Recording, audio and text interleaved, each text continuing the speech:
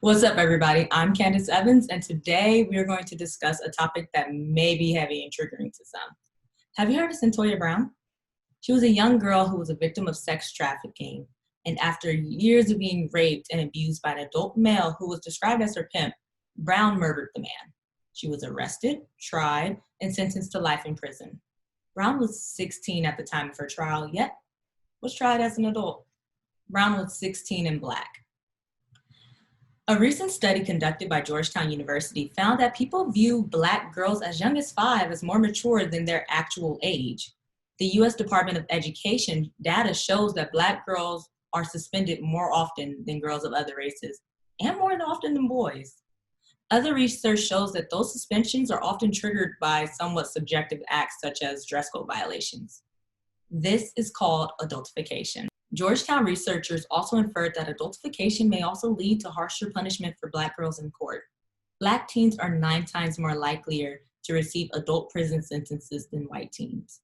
While it's really tricky to really know what's going on inside the minds of jurors, judges, and law enforcement officials, perceptions may affect these outcomes. And that perception is what brings us to the topic of the day, cuties. I'm sure everyone's heard of it. I mean, if you're on Twitter, you've seen the hashtag cancel Netflix. And while we're used to seeing the hashtag float around a lot, this one was because of the film Cuties. Cuties is an award-winning French coming-of-age drama that follows a young Senegalese French girl who struggles with the current internet culture and the traditional Muslim culture of her family. The film's director and creator intended for the film to be a critical analysis of hypersexualization of pre-adolescent girls. Netflix aired the film nationally on September 9th, and that, my friends, is where controversy entered the chat. Netflix created their own poster to market the film, using scene footage that showed the young girls in suggestive positions wearing skin-tight short shorts and crop tops. The trailer for the film included dance scenes where the 11-year-old girls were twerking and teaching each other how to pop their backsides. And let's just say viewers weren't trying to see 11-year-old girls twerking. Cuties is a multi-layered topic with plenty of themes to discuss. The biggest that stood out to me was the fact that young Black girls were in crop tops and striking suggestive poses on a national advertisement. This isn't a Netflix problem, though. This is an American problem. Netflix creates promotions that they believe will sell. So why is it believed that Black girls in mature positions will sell? Why is it that adultification is ingrained into American society? I was able to sit down with author and Sacramento Unified School District Administrator, Dr. Elysse Versher, to discuss cuties, adultification, and the trauma the two can cause Black women. Take a look. Hello, Dr. Versher. Hey, how are you? I'm doing great. Thank you for joining me tonight. And for just to introduce, we have Dr. Elysse Versher, Administrator for Sacramento Unified School District. Hello. So today we're going to be talking about the film Cuties. Are you familiar with the film? I am. I actually just saw it not too long ago and wrote a scathing piece about it. So excited to talk about it.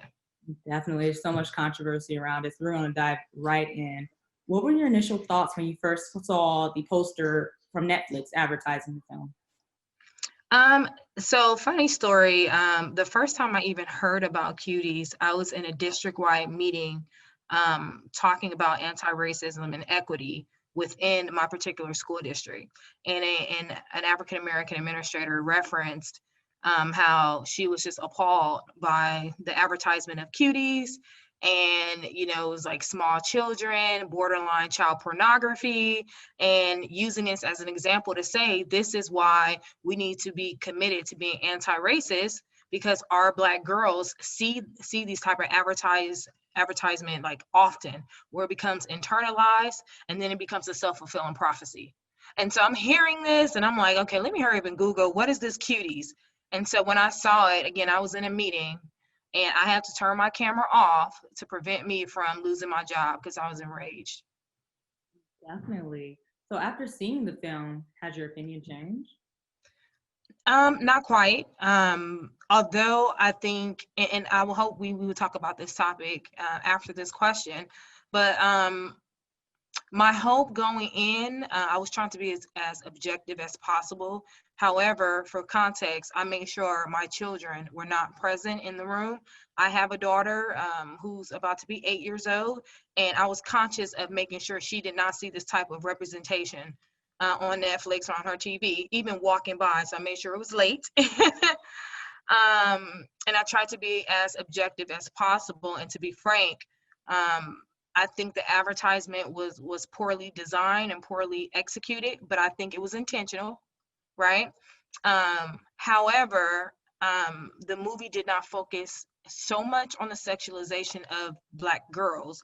Rather, it was more of a coming of age story, like a rites of passage, if you will, about a girl who's struggling with trying to find her identity, with religion, with society, with peer pressure.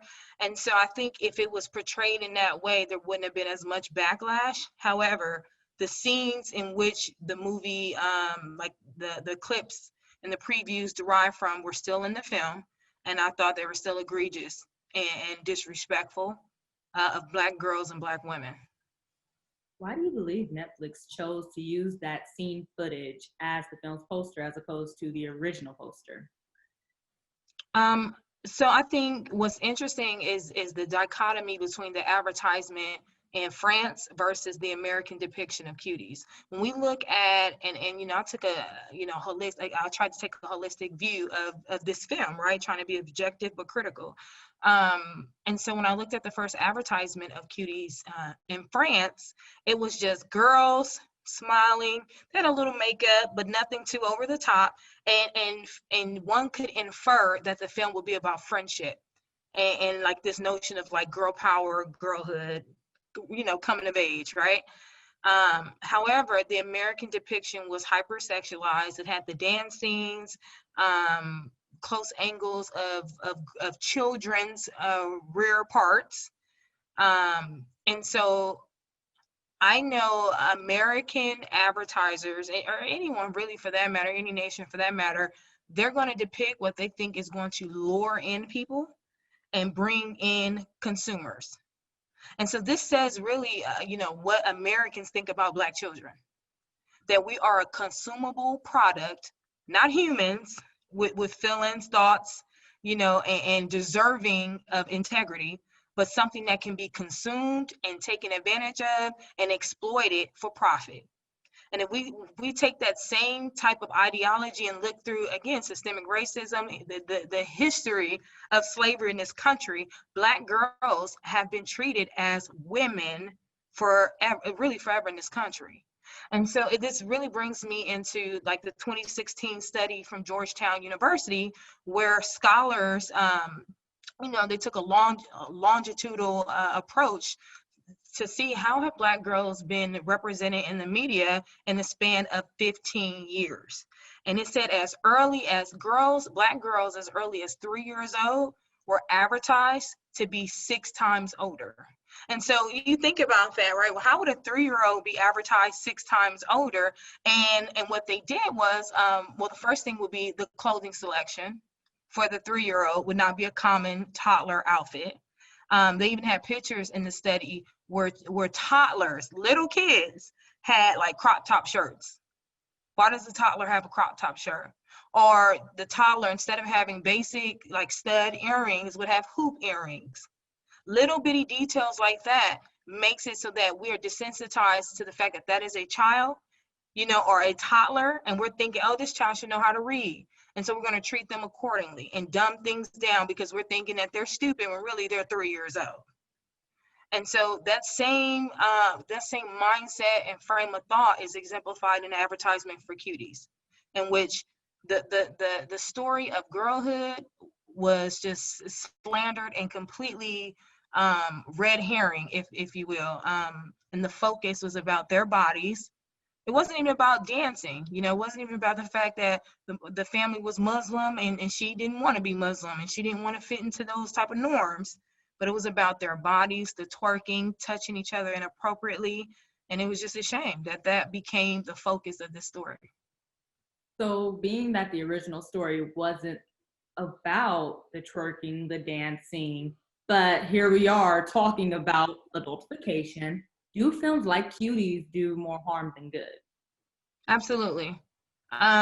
And I think it's twofold. I think the first thing that, especially white executives, at Netflix, because let's call a spade, there's not, equal representation of Black women voices in these spaces. And so I think the argument that white supremacy likes to hold true is that, well, this cannot be anti-Black because it's a Black writer or it's a Black director. Unless, one, I want to call out, just because you are Black does not mean that you don't suffer from internalized racism. And it does not mean that you have the same doctrine of white supremacy that other white Americans have in this country. It's been inherited down and passed on from generation after generation. So I want to just acknowledge that, right? The second thing is, because Black women are not in these spaces making executive decisions for our own representation, and let's keep in mind, Black people consume and spend more than any racial group in this country. So let's call that out, right? But the fact that we're not in these decision-making rooms and we don't have the power as far as decision-making and representation, it allows the continual exploitation. So as a Black mom of a daughter who would fit almost a demographic of someone in Cuties, I would never have said, okay, let's have the picture with them in a tank top, booty shorts, knee pads, on their knees, with their crotch open for the advertisement. Why would anyone pick that picture? Instead, I would have thought maybe let's have a picture of the main character and her mother, maybe even in her Muslim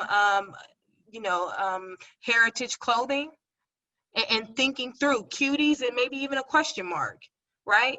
Like, what's cute, or like it may even infer about like questioning, this girl's experience, or she's questioning it, how does she fit in her family? But small, cues like that where you can predict and then get some buy-in without disrespecting the legacy of Black women in this country.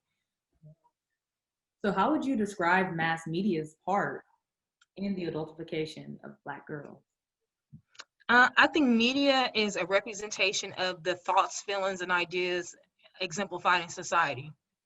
And so, for example, society had a huge culture shift in regards to Black Lives Matter, and now you're seeing mass media response. Everything is pro Black Lives Matter. Oh, now the basketball team got, NBA has Black Lives Matter on the court, Black Lives Matter on the shirt, because again, we're consumable. It's a product now.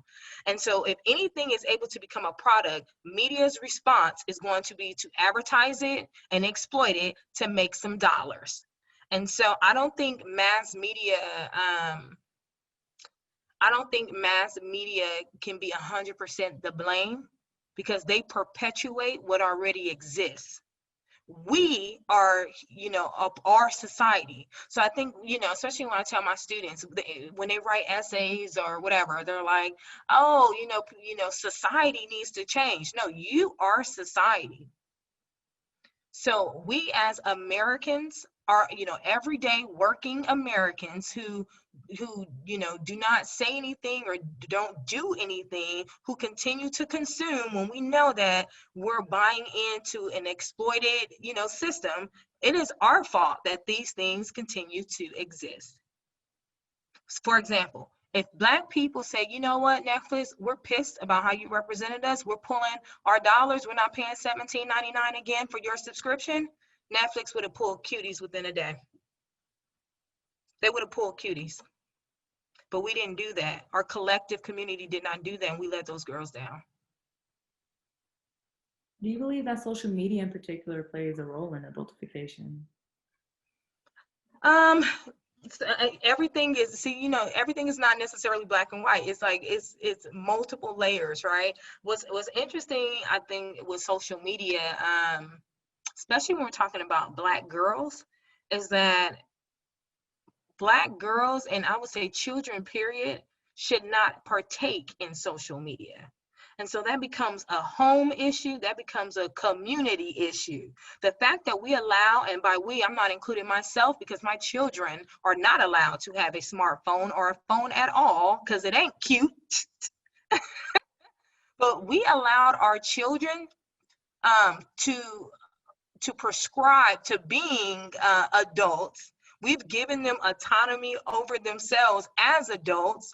We falsely convince our children that they are, their own mind, and that they can make these decisions to be ethical on social media. And that's why you have girls essentially twerking on social media without parent supervision, dating, and I'm saying this loosely, and by dating I mean essentially being molested, raped, and carrying out human trafficking because of social media presence and non-supervision.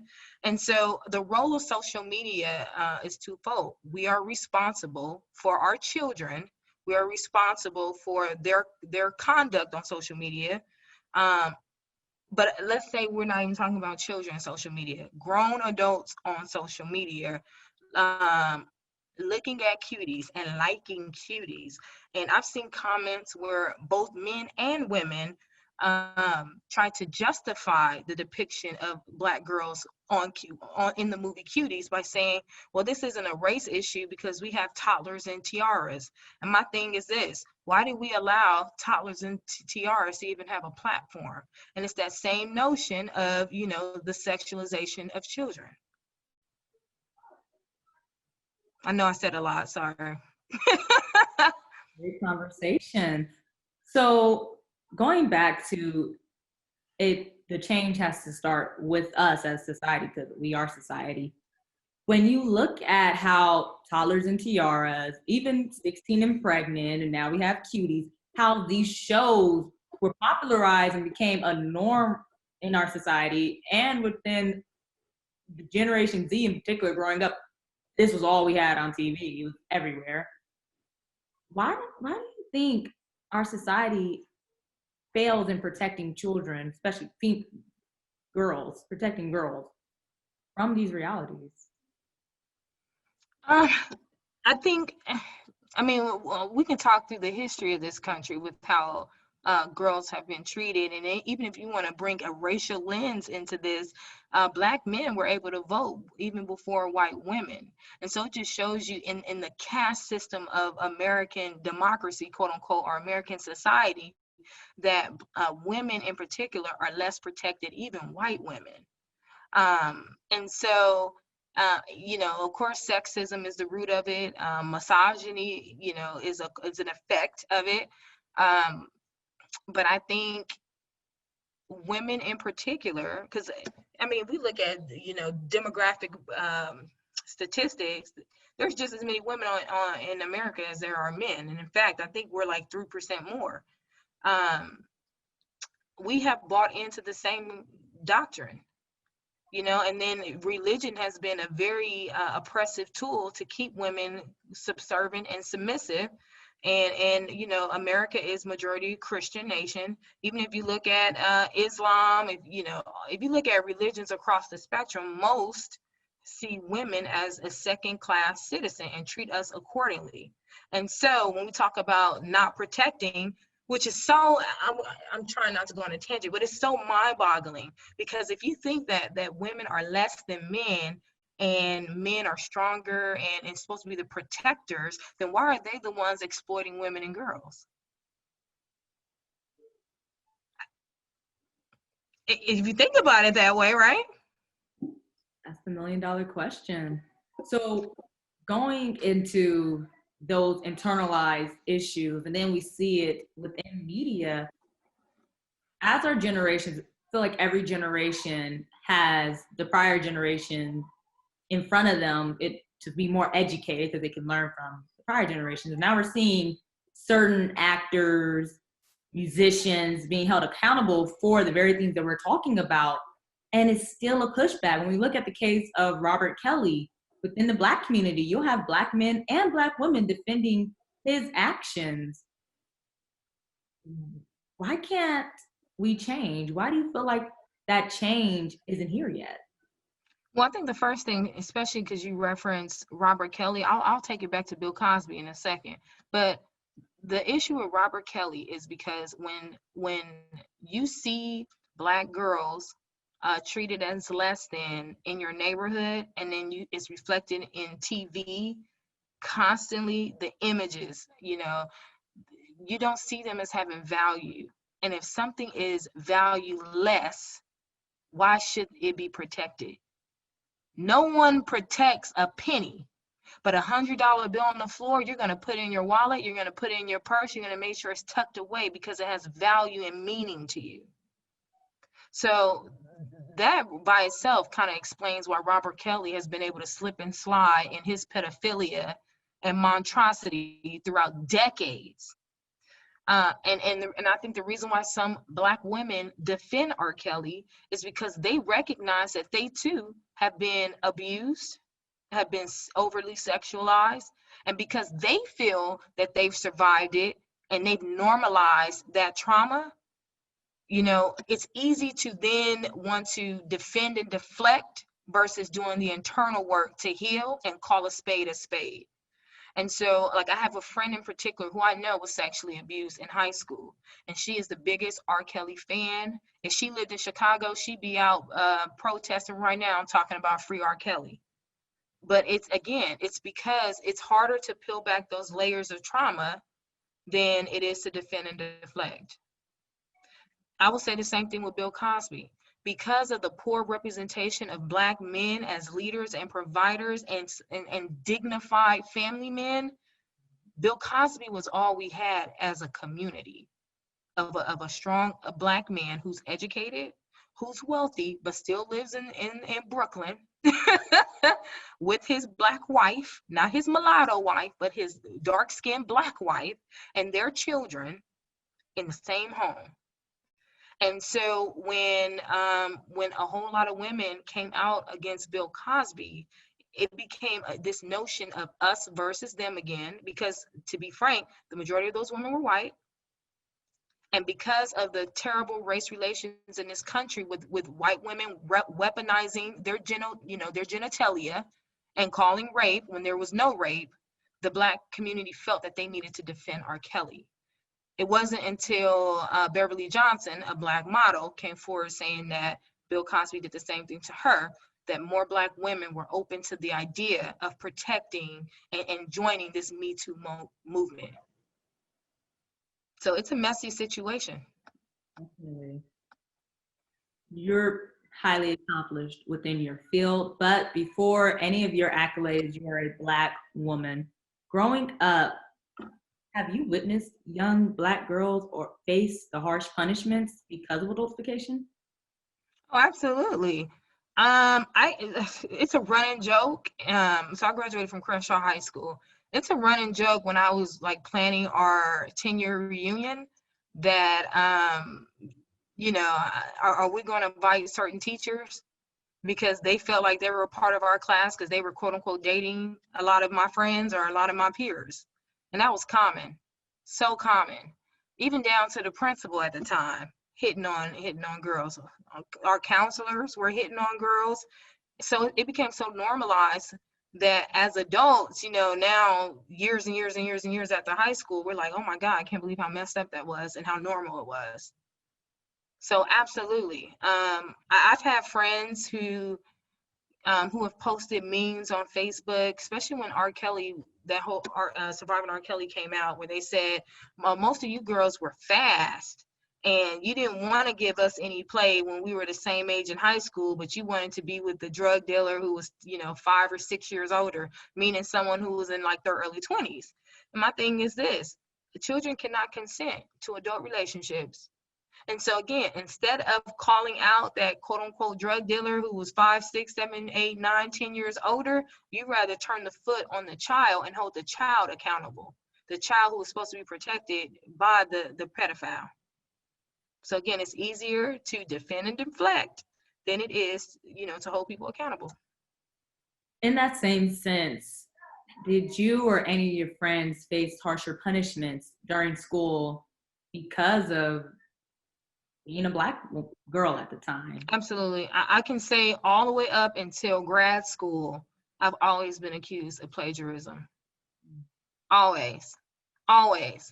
And what was so interesting is that it got so bad that my parents started paying for a turnitin.com subscription, and I would do the work, turn it in myself, and print out the similarity index just from my own records to defend myself because I knew it was going to come, and it always did. Same thing with all my friends. It didn't matter, you know, all of us got perfect fives, like in most of our AP tests, and it didn't matter. Because at the end of the day, you're Black, you're a girl at that, especially in our science AP tests. We were not expected to pass, and we all got called, you know, we got called in saying that we cheated on the AP exam, and thankfully College Board, because, you know, saw that we had different serial codes. You can't serial numbers, you can't cheat on that. But again, it's this notion of you're not worthy, you're not smart enough, you're not capable, and we're going to shame you publicly for thinking or for having the audacity of thinking that you can compete. Mm-hmm. And so absolutely, you know, even in the Black community, especially as a child, there's this notion of being quote unquote fast. And fast is decoded to say you're a whore. And so I remember, like, as early as elementary school, because I actually danced professionally, and I have to say that, right?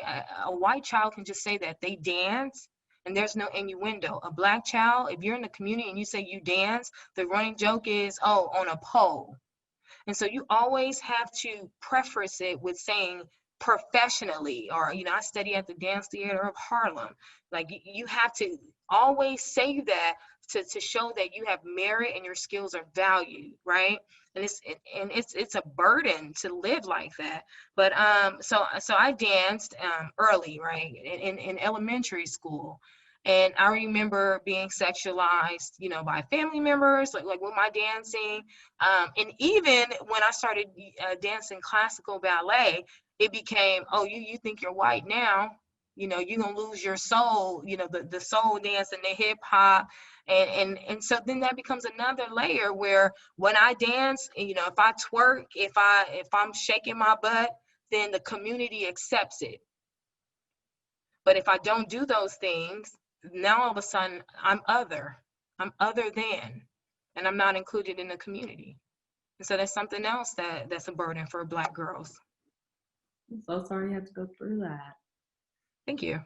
During your time in the educational field, have you witnessed young Black girls face harsher punishments because of their status as a Black girl? Absolutely. So what's interesting in the field of education, especially in educational theory, there's this tokenized term that's highly popular, and everybody uses it as a way to exploit whatever agenda that they choose, but it's called the school to prison pipeline. You pick up any single book, any research out on K through 12 urban schools, you're going to hear about the school to prison pipeline, which is this notion that young Black boys are disproportionately and more harshly disciplined than their white counterparts. And what's left out of that conversation every single time are Black girls. And when we look at the statistics, and again, I've written papers on this, you know, I've done workshops and panels, I'm published in this. I'll get to that later because it's a funny story. But when you look at the research, Black girls are actually 3 times more harshly disciplined than Black boys in schools, in the same school. And most of the time, Black girls are more harshly disciplined because of dress code. You're out of dress code, or, you know, Black girls can be wearing the same pants as a white or Hispanic girl who's less curvy, and then they will be, you know, subjected to a dress code infraction. That's detention, and if you have multiple infractions, we're talking about suspension. Now we're missing instructional minutes. We're missing opportunities to partake in extracurricular activities for our own mental and social emotional development because of a quote unquote dress code.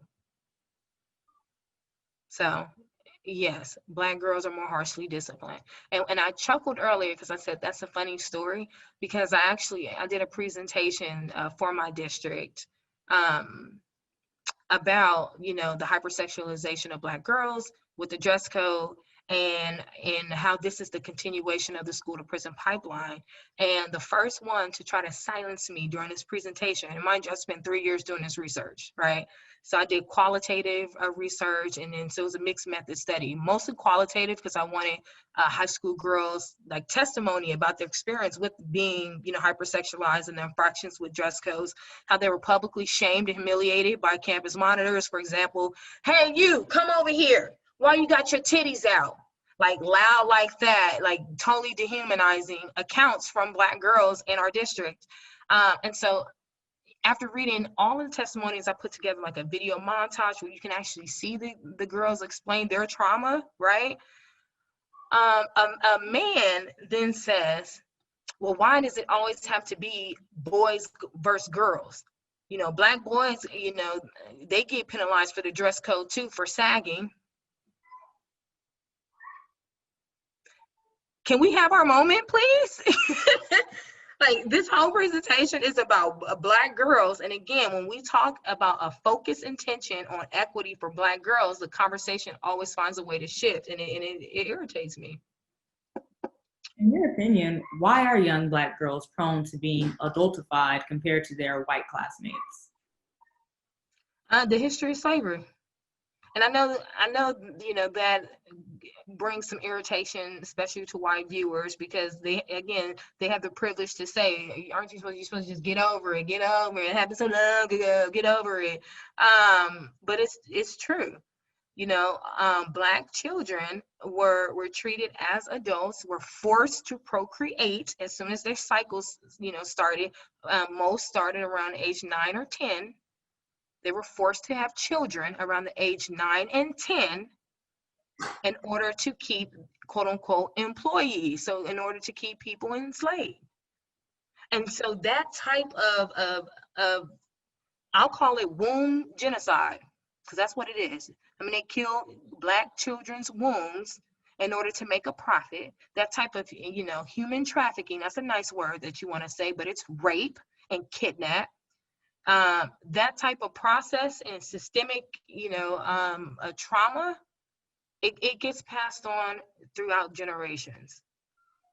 And so just because slavery was over doesn't mean that Black and white people in this country finally turned the switch off and said, you know what, Black lives matter and Black girls matter, and, you know, we're going to do right by them. No, we still haven't even earned reparations yet in this country for the generational trauma in which we endured and continue to endure. Hence why in 2020 we're having the conversation on why do Black girls' lives don't matter. We can see that in the handling of Breonna Taylor's case. Right, Sandra Bland's case. I mean, plenty of cases. Cuties, hell, Cuties. Here we are. So you mentioned that you have a daughter. How are you going about protecting your Black daughter from the hypersexualization of young girls in today's climate? So it's a very slippery slope, because on one hand, I'm trying to break generational curses. And by that, I mean, I'm trying to break the stigma of Black children being like carefree. Like, there's a movement out, you know, Black Boy Joy, Carefree Black Girl, which means that Black girls are, and Black boys, we're gonna focus on Black girls, are provided the luxury and privilege of being able to express their own thoughts. Growing up, it was called talking back. Like, if you were you know, in a room with an adult and they told you to do something, you had no autonomy over your voice to speak your truth or to even just say anything. Talking back will get you whooped with an extension cord, with a shoe, with a leather belt.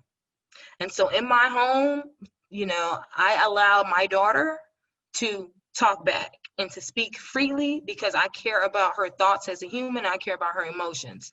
Now, on outsiders looking into my home, you know, they'll say I'm whitewashed.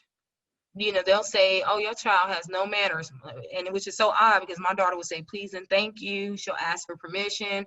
You know, she has manners. But if I ask her to do something and she says, oh man, mommy, why? You know, I won't whoop her for that. Other kids get whooped for that. I'll say, well, I need you to do this because right now I have to Zoom, or mommy works hard at her job. Trinity, do you like having these toys? Do you like living in this neighborhood, in this suburb? Yes? Okay, cool. So I need you to handle that for me right now. And so that's a conversation that Black children are not allowed to have. Some children are not allowed to have in their homes. I make sure that my daughter does not have social media. So she does not have a cell phone. She does not have a TikTok. She does not have a Facebook, no Instagram flexing, none of that. Because At her age, she is not at a mature place emotionally to handle cyberbullying, to handle adult men who I know will prey on my daughter. Third, my daughter is not allowed to walk to school. We live maybe a block and a half from her school. My daughter's not allowed to walk to school or from school. I drop her off, I pick her up, or her father does that, because we recognize that she will be sexualized out on the streets. The fourth thing is, we buy age appropriate clothing. A lot of children her age, they're allowed to wear spaghetti strap shirts, tank tops, crop tops, booty shorts, not in our home. And it's not because, we want to, weaponize our children for their development, but it's more so that I believe there's a time and a place for everything. And right now, at 8 years old, is not the time or the place for your booty cheeks to be out like the girls on Cuties. And that's how we protect our children, and that's how we keep them safe as best as we can. But you don't want them sheltered either. So that is a fine line. Prior to having your daughter, did you feel prepared for everything that you just described that you are doing to protect your daughter? No, not at all. I think it comes with a lot of soul searching, and again, healing from my own childhood traumas, right? And recognizing that, although I love my parents, although I know my parents did the best that they had, the best that they could with what they had, as you get into your own womanhood and you start reading and just, again, self-reflecting, you realize, okay, they dropped the ball in this area. I want to make sure I don't do that. Oh, they whooped me for talking back. I don't remember how that feels. I'm not going to do that. So, it's just taking ownership and self-reflecting and honestly, trial and error. I'm not perfect. So I know there are some things when my daughter becomes an adult and has her own children, she'll recognize I dropped the ball on, and then, I'll have to make amends for it. I'll be the first one to say I'm sorry and make amends for her own healing. And then we'll move forward and she'll do better by her children. And that's how you break those generational curses. You have to be aware and you have to be willing to have those tough conversations. Definitely. Do you feel that the Black community as a whole, Black mothers, do you feel that your generation of Black mothers are coming to that realization of having to take these precautions with their daughters?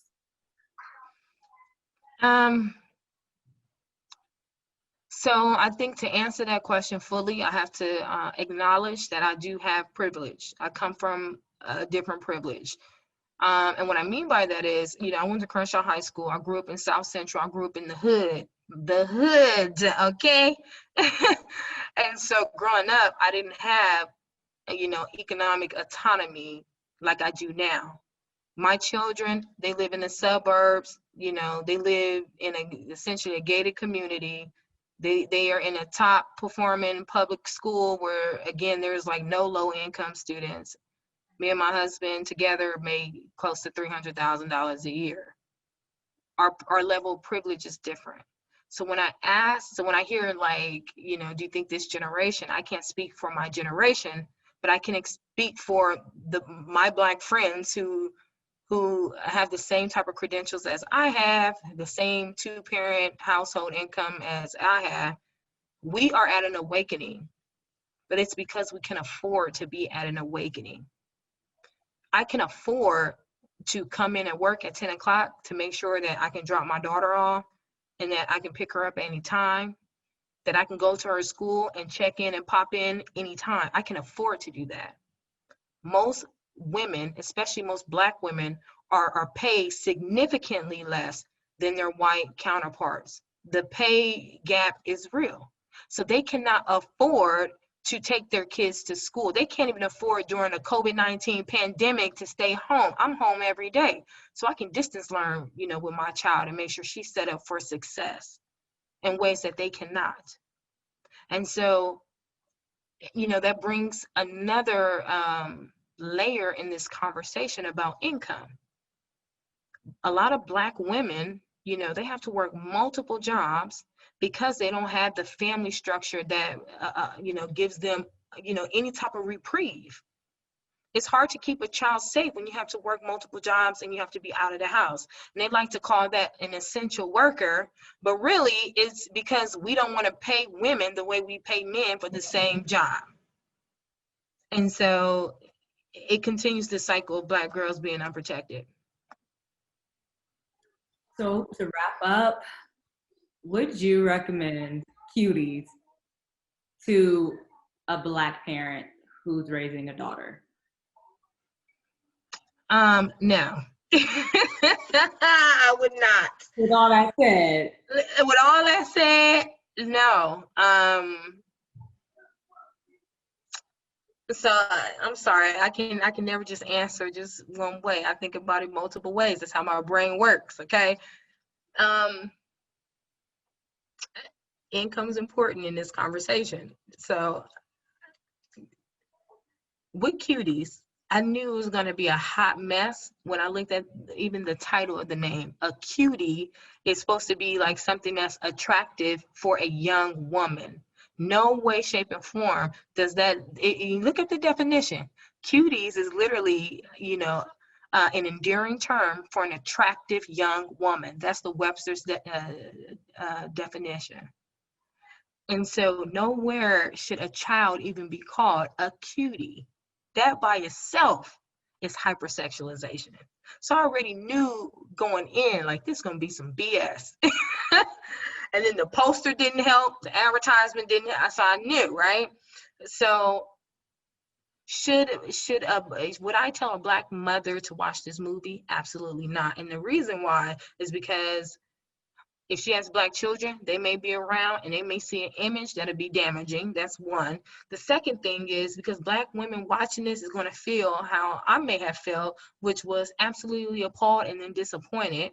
And so then, for a woman that can't plug off into her own bubble like I can, that's going to linger and then add on another layer of trauma or trigger her in her own womanhood, and she may not have the resources like I have to go get therapy and spend time in therapy to heal. And so my answer would be no. Do I think a white woman should watch Cuties? No, because I think it then perpetuates this ideology that Black girls are valueless and that Black girls, are fast, and it continues that cycle. I think Cuties needs to be pulled from the airwaves. And that's for that. Thank you for joining me tonight, Dr. Versher. It was great talking to you, great having you. Your hair is on fleek. I love it. Always love talking to you. Thank you so much. Thank you. Good night. Good night.